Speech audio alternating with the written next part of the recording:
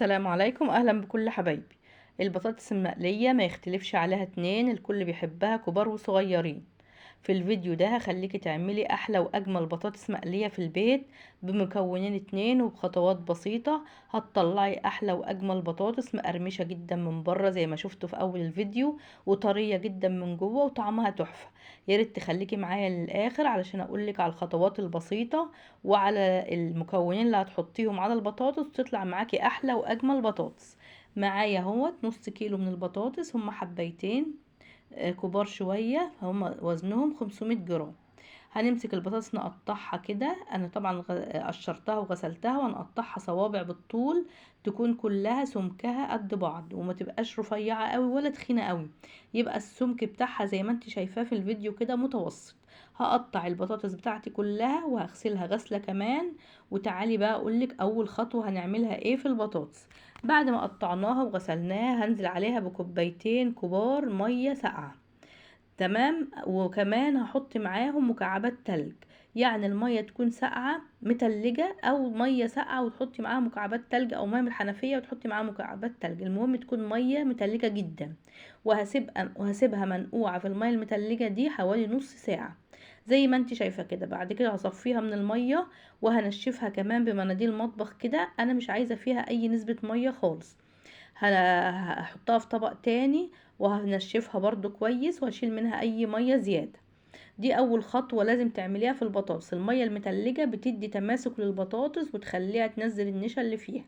وبعد كده هجيب كوباية من الدقيق عليهم 3 معالق من النشا، واحط عليهم معلقة صغيرة من الملح، ونص معلقة توم باودر، ونص معلقة بصل باودر. انا كده بتبل الدقيق بالنشا عشان يديني طعم حلو برضو للبطاطس، ومعلقة بهارات، ومعلقتين صغيرين كده من بهارات البطاطس. بهارات البطاطس بتدي طعم خطير جدا للبطاطس، والوصفة دي هتديكي طعم حلو قوي قوي. بهارات البطاطس دي بتيجي في اكياس كده. وهنحط بقى البطاطس وهغلفها كويس بالدقيق والنشا كده المتبهر ده. وبعد كده هجيب بقى صينيه ولا حاجه كده واطلع عليها صوابع البطاطس بتاعتي بعد ما غلفتها بالدقيق زي ما انت شايفه كده، واشيل من وانفض منها اي دقيق زياده، واحطها في التلاجة بس تلت ساعة او نص ساعة بالكتير قوي، عشان الكفر ده يتماسك فيها وما ينزلش كتير منه في الزيت. هو بينزل نسبة بسيطة في الزيت بس عشان ما ينزلش كله، ويفضل محتفظ الكفر البطاطس محتفظة بيه.